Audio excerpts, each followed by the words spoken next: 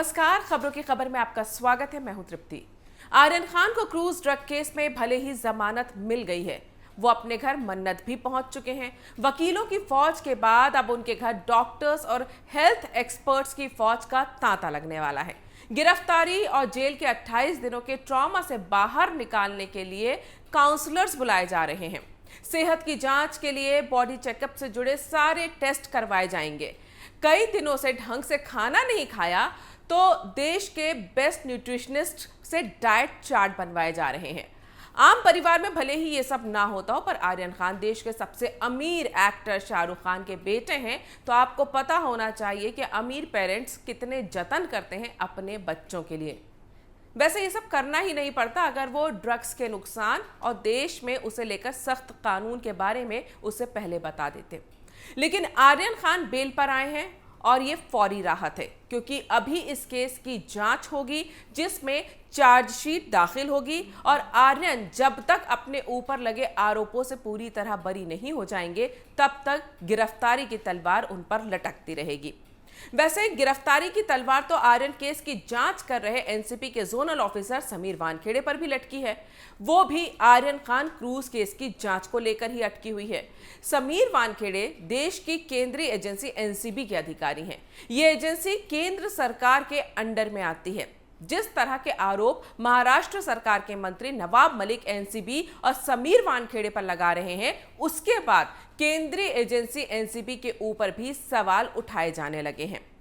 इस बीच खबर ये आ रही है कि केंद्र सरकार अब एक्टिव हो गई है और क्रूज ड्रग केस की जांच अब एनसीबी से लेकर एनआईए को सौंपने की तैयारी शुरू हो चुकी है। इसे लेकर एनआईए अधिकारियों और एनसीबी के अधिकारियों के बीच बैठक चल रही है।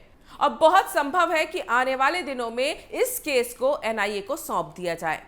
अब किस आधार पर केंद्र इसे एनआईए को सौंपेगी, क्योंकि एनआईए तो आतंकवाद रोकने और देश की सुरक्षा को अंतर्राष्ट्रीय खतरे जैसे मामलों की जांच करती है।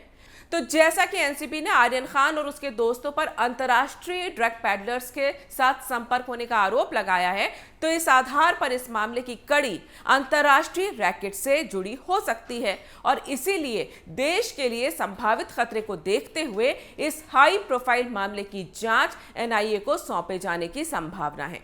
अब सवाल यह है कि इसका असर क्या होगा। पहला तो ये कि फिर एनसीबी इस केस की जांच नहीं करेगी, जांच करेगी एनआईए। तो आधिकारिक तौर पर आरोपों के आधार पर समीर वानखेड़े को केस से हटाने का किसी तरह का कोई दबाव नहीं होगा, क्योंकि जिस एजेंसी में वो हैं वो एजेंसी जांच ही नहीं करेगी। क्योंकि अब एजेंसी बदलेगी तो अधिकारी भी वैसे ही बदल जाएंगे। इससे समीर वानखेड़े की साख को बचाया जाएगा।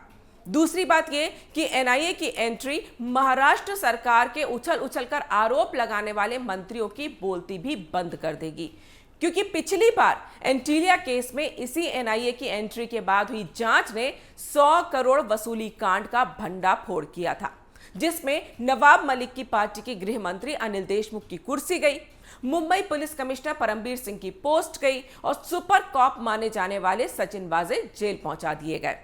वैसे आपको बता दूं कि मुंद्रा पोर्ट पर पकड़े गए 3000 किलो ड्रग्स की जांच भी यही एनआईए कर रही है। तो एनआईए की एंट्री करवाकर केंद्र सरकार समीर वानखेड़े पर आ रही जांच को कम कर देगी। वहीं समीर वानखेड़े ने भी अपने स्तर पर नवाब मलिक से मुकाबला करने की पूरी तैयारी कर ली है। जो नवाब मलिक समीर वानखेड़े के अनुसूचित जाति प्रमाण पत्र और धर्म के आधार पर उन्हें घेरने की कोशिश कर रहे थे, अब नवाब मलिक को उसी अनुसूचित जाति के नाम पर समीर वानखेड़े को प्रताड़ित करना महंगा पड़ने वाला है। दरअसल समीर वानखेड़े ने राष्ट्रीय अनुसूचित आयोग को पत्र लिखा था, जिसमें वानखेड़े ने एनसीपी नेता और ठाकरे सरकार में मंत्री नवाब मलिक के कथित खुलासे के नाम पर उनका उत्पीड़न करने के आरोप लगाए थे और इसी का संज्ञान लेते हुए अब अनुसूचित जनजाति आयोग ने महाराष्ट्र सरकार से जवाब मांगा है। अनुसूचित जनजाति आयोग ने महाराष्ट्र सरकार को पत्र लिखकर 7 दिन के अंदर इसका जवाब मांगा है और साथ ही ये भी लिखा है कि अगर 7 दिन में जवाब नहीं दिया गया तो सरकार को समन भेजा जाएगा। वहीं समीर वानखेड़े पर लगे आरोपों को लेकर एनसीबी की इंटरनल इन्वेस्टिगेशन से पहले ही यह साफ कर दिया गया था कि जांच पूरी होने तक समीर वानखेड़े को क्रूज केस की जांच से नहीं हटाया जाएगा। इसी केस की जांच के दौरान समीर वानखेड़े पर 8 करोड़ की वसूली का आरोप लगाने वाला क्रूज ड्रग केस में पंचनामे का गवाह प्रभाकर सैल एनसीबी के सामने बयान देने के लिए पेश ही नहीं हो रहा। अब एनसीबी ने मुंबई पुलिस कमिश्नर को लेटर लिखकर मदद मांगी है और जांच एजेंसी ने यह कहा है कि पुलिस प्रभाकर सैल को एनसीबी की विजिलेंस टीम के सामने पेश करवाने में मदद करे। अगर प्रभाकर सैल एनसीबी के सवालों के जवाब सबूत के साथ नहीं दे पाएगा तो समीर वानखेड़े पर लगाए उसके आरोप वैसे ही खारिज हो जाएंगे और एनसीबी को अपने अधिकारी को क्लीन चिट देने का मौका मिल जाएगा। वहीं दूसरी तरफ समीर वानखेड़े की बहन यास्मीन वानखेड़े ने मुंबई के जोगेश्वरी अंबोली पुलिस स्टेशन में महाराष्ट्र के मंत्री और एनसीपी के नेता नवाब मलिक के खिलाफ शिकायत की है। अब मुंबई पुलिस अपने ही मंत्री के खिलाफ शिकायत दर्ज कर ले तो फिर वो मुंबई पुलिस कैसे कही जाएगी। ऐसे में अंबोली पुलिस ने यास्मीन वानखेड़े के बयान को रिकॉर्ड कर 2 दिन में शिकायत दर्ज करने का आश्वासन दिया है, जिसका मतलब साफ था कि वो मामले को टालने की कोशिश कर रही है।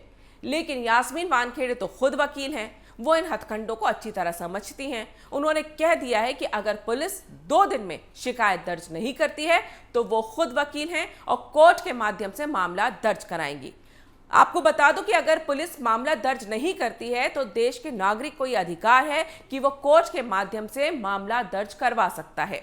यास्मीन वानखेड़े ने साफ कहा है कि नवाब मलिक ने सोशल मीडिया पर जिस तरह उन्हें सरेआम बेइज्जत किया है उसका हर्जाना उन्हें भुगतना पड़ेगा।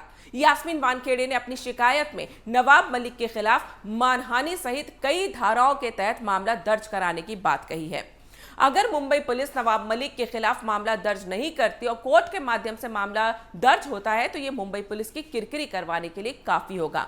मैं आपको ये भी बता दूं कि यास्मीन वानखेड़े ने वुमेन कमीशन जाकर भी शिकायत की है और वहां पर भी उन्हें आश्वासन दिया गया है कि मामले की कार्रवाई की जाएगी। कुल मिलाकर आर्यन क्रूज ड्रग केस एक बॉलीवुड थ्रिलर फिल्म की तरह बन गया है, जिसमें सभी को इंतजार है क्लाइमेक्स का, जिससे पता चल सके कि हीरो कौन है और विलेन कौन। फिलहाल तो सस्पेंस सीन चल रहा है, लेकिन बहुत जल्दी ही सारे किरदारों के असली रंग सामने आने वाले हैं। अगर आपको ये वीडियो पसंद आया है तो इसे लाइक करें, शेयर करें और कैपिटल टीवी को सब्सक्राइब करें।